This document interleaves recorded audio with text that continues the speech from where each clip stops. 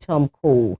All right, we've been having the discussion with Mr. Kayode right here in the studios with us, who has been talking, categorically on some of the findings, the recommendations, and the loopholes in them. We now have joining us at this time, Barrister Chetam Nwala, right here, on via Zoom. Good morning, Barrister. Thank you for joining us. No, thank you for having me. All right, I'd like to ask you, you probably have seen the release, by the U.S. House Appropriations Committee, and you saw some of the findings, the recommendations. You also saw that line, probably it struck you, the line that says that Nigeria is the deadliest place, for Christians at this time. I'd like to ask, what's your reaction to that? What are your thoughts on that particular release? Well, I must say that, this issue of Christian genocide and all that has been going on for a while now. Yeah. And sadly so, we've had this conversation from the U.S. and all that. And we've also seen the U.S. airstrike within the country in recent times, which is actually, for me, I'm holding this with a pinch of salt, because the U.S. has been that friend that cannot be fully trusted, because one way they are helping you, the other way they are actually destroying you. There are a lot of examples to that effect. There is an Afghanistan example, there is a Libyan example. There are so many examples we can actually stretch our hands to and see how far the U.S. has always fared. And I have a problem with the U.S. House having conversations around Nigeria and all that. The problem I have with it is, these guys must first of all realize that we are an independent nation and must treat us with that respect. That we're an independent nation and that we have the right to determine and decide what happens within our nation. Now, I am not saying that there is no Christian genocide, neither am I admitting that there is Christian genocide.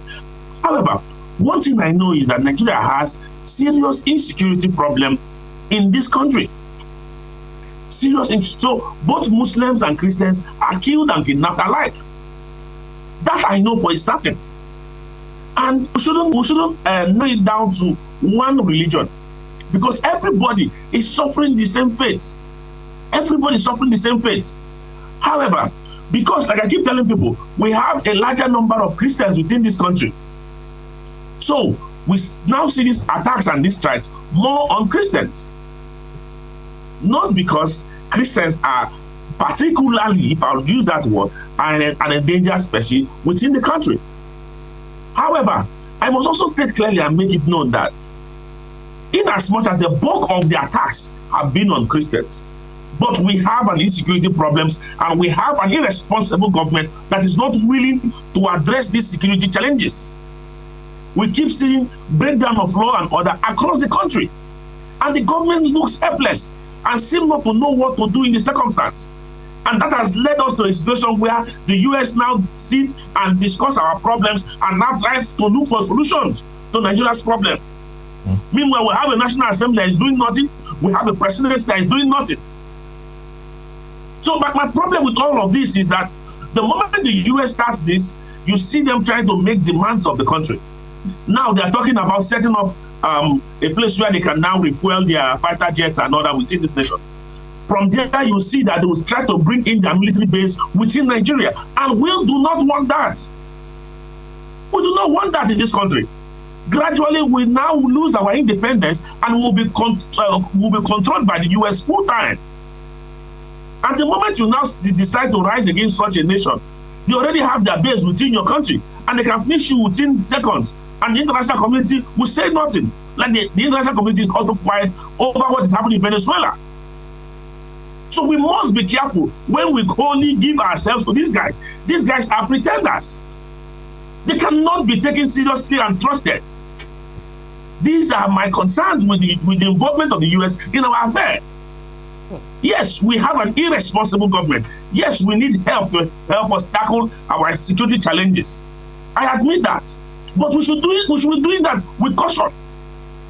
Looking at the fact that the people we are dealing with cannot be trusted. and that the US has not proven itself to be a friend, a true friend indeed. It has always been a friend with an agenda. And this is a sad situation. It is really unfortunate that we have President Bola Ahmed Tinubu as president of Nigeria at this time. A man who does not even understand his left from his right as of today. Who does not even have a solution to our security challenges or economic challenges. And now we are now turning ourselves, we are looking like most of these Francophone nations, where France sit down, control the nation, decide what happens, decide who becomes president. Look at Cameroon and how France has made a mess of Cameroon. That's exactly what the US want to do in Nigeria. Like, it is not enough that we take policies, like they give us the policies that we should use to run our nation. Now they want to come in and determine, like the House sits down, decide and discuss issues bordering on Nigeria. Then why do we have National Assembly? Our National Assembly should pack up. All right, you made mention of you made mention of US cannot be trusted. I'm itching to ask, if you are saying rather that US cannot be trusted, so why do we have to allow them to come in to intervene and help us in the situation that we are in currently? If we can't trust them fully, so why should we have them to be a part of it, and we should be opening our eyes, just as our second guest here is saying, we should allow them in but have our eyes open? Why do we have to bring them in? That's the question. We are bringing them in because we have irresponsible governments. We have irresponsible people in government today. That is why some of us are saying the US should also come. Some of us are supporting the move. Not because we trust them, not because we know that they are truly going to help us through and through. It is because we have a responsible government that is not willing to tackle these security challenges. And I strongly believe that financiers, and even from some of the reports we have also seen, financiers of these insecurity challenges within northern Nigeria, within this country, are also part of the government. They are holding very major positions and offices. And this person within our security agencies, they know it. Yet they have taken no steps. They are quiet about it. So it is just that we have very responsible people in government. And when you have an irresponsible government, this is the kind of situation you have. We will have no choice. They have boxed us into a corner that it is difficult to take a decision and to take a stand in the circumstance. So President Bola Ahmed Tinubu is not concerned about it. President Bola Ahmed Tinubu is concerned about his return in 2027. Anything that will impede on it, if this country wants to board, it is not his problem so far as he can return in 2027. That is why you can see that the National Assembly, rather than pause and deliberate on issues that would improve us, look at the type of provisions, the proviso they added to our electoral act, because they know for a certain they don't have the best interest of Nigerians at heart. All right, Barrister. So it's a very good situation. All right, Barrister, I'd like to ask you now, in line with the recent resignation of the IGP, former IGP now, Kayode Egbetokun, and the recent appointment of Tunji Disu as acting IGP. This man is to retire in 2 months as well, going by the new civil service rule around police recruitment and then retirement. Is to retire in 2 months. Let's look at that in light of recent happenings, the insecurity issue, the dire insecurity issue that we have on our hands in Nigeria. This retirement, this appointment that has appointed again a person who is to retire in 2 months, and that is going to affect other, several AIs, about 29 of them, DIGs, AIGs, that are going to, be forced into retirement. What's your take of this at this time? There is a notion that has been peddling, and I want to really correct that notion. Okay. That the fact that the DIG, an AIG is appointed as IG of police, and the fact that a junior is appointed, that it simply means that every other person who is senior to him automatically resigns. That is not what the new Police Act says. The Police Act is to the effect that where they feel that they cannot continue, that they can tender that their resignation. It does not forcefully retires them or tells them to resign. But where they feel that they cannot be subordinate or obedient to this, to a younger person, because from what we hear, I think this new acting IG Disu is from course cadet 92. Now, if you know you are older than him and you cannot be loyal to his authority, then you tender resignation. But if you can, you continue in your position, and which is actually good law for me if you ask me. Now, because you still need the expertise and the experience of these people to also help push the police. Now you come back to the issue. As so the law is now to the effect that anybody appointed as IG of police would have to stay for 4 years. And the reason why we talk about Egbetokun and some of us demand that Egbetokun should go, law does not act in retrogression. Egbetokun was already president or was already IG of police when the law was passed. And we have said that this law cannot act in retrospection and that Egbetokun cannot benefit from it. That was why we joined in the agitation and said Egbetokun should go, that he's an illegal IG. That was why we raised that particular agitation and joined in it. Good 18, Egbetokun is gone today. And he claimed, that even if we know he was sacked, he claimed to have resigned, no problems, but he is gone. Now, we have the acting IG, which is just Tunji Disu. And for me, I have experienced, Disu used to be Commissioner of Police in Rivers State here. Yeah. And I must tell you, he is one fine and professional police officer I have seen. Even if you cannot trust policemen completely, you cannot trust the policeman completely in Nigeria. But he was a fine professional policeman. I could recall during the end bad governance protest we held in Port Harcourt, the way he handled situation, he was engaging protesters daily. In short, after every protest every day, he calls us to his office, we sit down with him, he tells us what were the security challenges we observed today, how do we tackle it so that when we are going out tomorrow for the protest, we will repeat this particular situation, we can avoid it. He was not against us, he was not forceful against us. We saw a professional police officer. He was friendly and gave us the necessary support during the protest. I was pleased with it because we have not seen such level of professionalism. So I am confident that with the level of education and with the level of professionalism he has shown in the past, unless the system we have will change him, that Disu is a fine police officer who would protect human rights, unlike what we saw under Egbetokun, that the police turned itself into an arm against the Nigerian people, that the police turned itself into an agent against Nigerian people. That even his officers could not take care of his officers. That the police was plotting court orders up and down and all that. On Egbetokun, a sad situation. So we are hopeful that the appointment of Disu